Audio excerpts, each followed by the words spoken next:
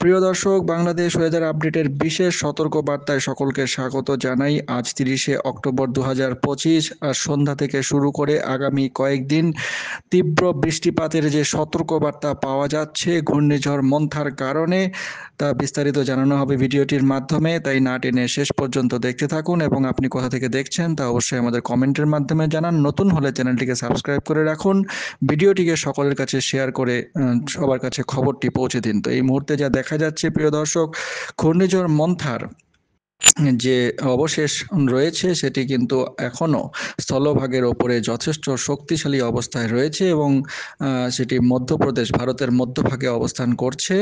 তবে আগামী 48 ঘন্টার মধ্যে, সর্বোচ্চ 48 ঘন্টার মধ্যে, তো আগামী 24 ঘন্টার মধ্যেই বলা যেতে পারে, আগামীকাল 31শে অক্টোবরের মধ্যে যা দেখা যাচ্ছে এটি কিন্তু বাংলাদেশে প্রভাব বিস্তার করা শুরু করবে এবং আগামীকাল 31শে অক্টোবর সকালের মধ্যে দেখা যাচ্ছে এর কেন্দ্রস্থল বিহার এর ওপরে অবস্থান করবে, বিহার এবং উত্তরপ্রদেশের ওপরে অবস্থান করবে এবং পরবর্তী সময়ে আগামীকাল মোটামুটি দুপুরের মধ্যে দেখা যাচ্ছে এটি হিমালয় পর্বতে গিয়ে ধাক্কা দেবে এবং এর কারণে এর আশেপাশে যে প্রচুর পরিমাণে যে গভীর সঞ্চালনশীল মেঘমালা রয়েছে সেই মেঘমালা কিন্তু বাংলাদেশের দিকে অগ্রসর হওয়া শুরু করবে এবং আগামীকাল 31শে অক্টোবর বিকেলের মধ্যেই দেখা যাচ্ছে এর যে অবস্থান সেটি বাংলাদেশের খুব কাছাকাছি থাকবে এবং 1 নভেম্বর, 31শে অক্টোবর রাতে এবং পরশুদিন 1 নভেম্বর সকালের মধ্যেই এটি বাংলাদেশের রংপুরে গিয়ে সরাসরি আঘাত করবে এবং এর কারণে তীব্র বৃষ্টিপাতের সতর্কবার্তা পাওয়া যাচ্ছে।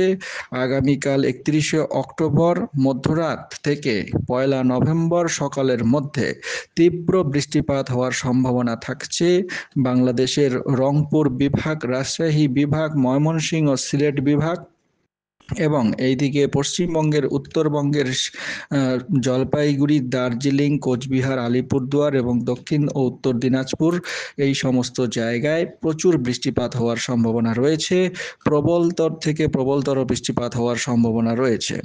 1 নভেম্বর সকাল পর্যন্ত, দুপুর পর্যন্ত এই তীব্র বৃষ্টিপাতের যে প্রভাব সেটি কিন্তু বাংলাদেশের রংপুর বিভাগ, রাজশাহী বিভাগ, ময়মনসিংহ বিভাগে থাকবে এবং পরবর্তী সময়ে ময়মনসিংহ বিভাগে প্রচুর বৃষ্টিপাত হওয়ার সম্ভাবনা থাকছে এবং 1 তারিখ সারাদিনই এই প্রভাব থাকবে এবং 2 তারিখ পর্যন্ত দেখা যাচ্ছে ভারী থেকে অতি ভারী বৃষ্টির সম্ভাবনা সিলেট বিভাগ, ময়মনসিংহ বিভাগ, এই বিভাগগুলিতেও থাকবে এবং পরবর্তী সময়ে 4 তারিখের দিকে চট্টগ্রাম বিভাগে কিছুটা বৃষ্টিপাত এর কারণে হওয়ার সম্ভাবনা রয়েছে। তো দর্শক, এই ছিল একটি গুরুত্বপূর্ণ সতর্কবার্তা। চ্যানেলের সঙ্গে থাকুন, চ্যানেলটিকে সাবস্ক্রাইব করে রেখে দিন প্রতিদিন নিয়মিত এরকম আপডেট পাওয়ার জন্য। অনেক ধন্যবাদ।